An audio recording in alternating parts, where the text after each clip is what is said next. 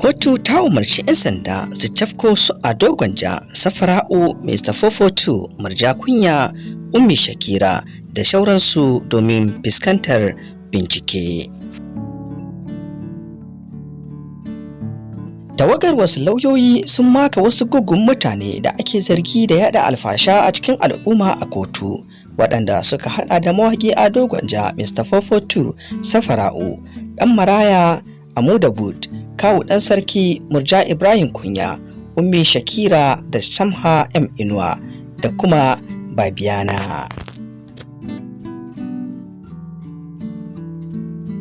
Kamar yadda Nasara Radio ta bayyana cewar cikin wata takarda da kotun majistare da ke Bichi ƙarƙashin mai shari'a Justice Bello Musa Khalid, an buƙaci kwamishinan 'yan sandan jihar Kano ya gudanar da bincike akan waɗanda ake zargi. Fari dai wani lauya ne mai suna barista Badamasi Suleiman Gandu shine ya bada wa'adin kwanaki 3 ga hukumomin da abun ya shafa akan su dauki mataki ga mawakin Hausa Ado Gwanja akan wata sabuwar waka da yayi mai taken Chas, wacce ake zargin an yi amfani da kalaman batsa a cikinta, idan kuma ba haka ba zai garzaya kotu.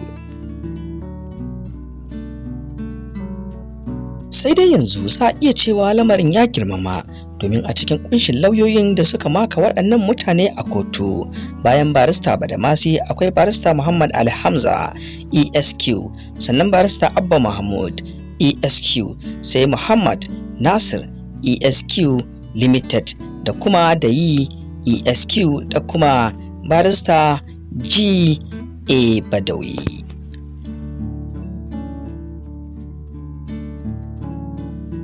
Daga cikin abubuwan da aka yi ƙararsu a kai sun haɗa da yin waƙoƙi da suka yi karo da addini da kuma al'ada, masu taken war da kuma cas wanda Ado Isa Gwanja ya yi, sai kuma shauran da ake zargin su da hawa kan waƙoƙin suna tiƙar rawa da kuma wasu abubuwa da suka ci karo da addinin musulunci da kuma al'ada.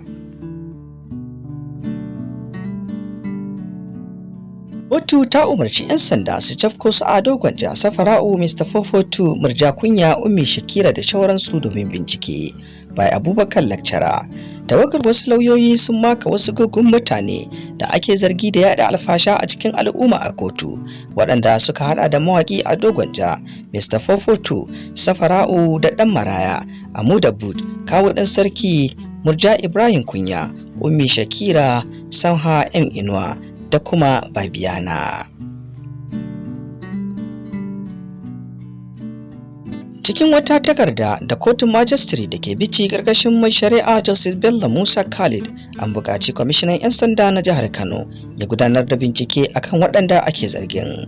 Tun da fari dai wani lauya ne mai suna barista Badamasi Suleiman Gandu ESQ ne ya bada wa'adin kwanaki 3 ga hukumomin da abin ya shafa akan su dauki mataki ga mawaƙin Hausa Ado Gwanja akan wata sabuwar waka da yayi mai taken Chas, wacce ake zargin an yi amfani da kalaman batsa a cikinta, idan kuma ba haka ba zai garzaya da su kotu. To sai dai yanzu za a iya cewa lamarin ya girmama, domin a cikin kunshin lauyoyin da suka maka waɗannan mutane a kotu bayan barista Badamasi akwai barista Muhammad Ali Hamza ESQ, sai kuma barista Abba Mahmud ESQ, sai barista Muhammad Nasir ESQ Limited da kuma Dayi ESQ da kuma barista G.A. Badawi.